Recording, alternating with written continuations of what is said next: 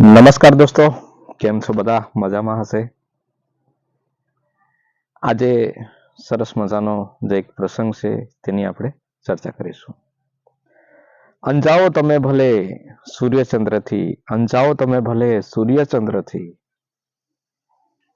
હા, એમને ગ્રહણ કદી લાગતું નથી. હા, એમને ગ્રહણ કદી લાગતું નથી. એક એવા સિતારાની વાત કરીશું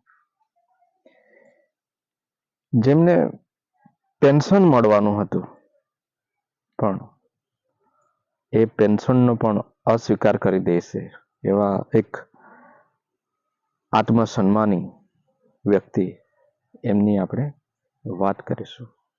દોસ્તો, જે રેડિયમની શોધ કરી એ પિયર, જે રેડિયમની શોધ કરી, જે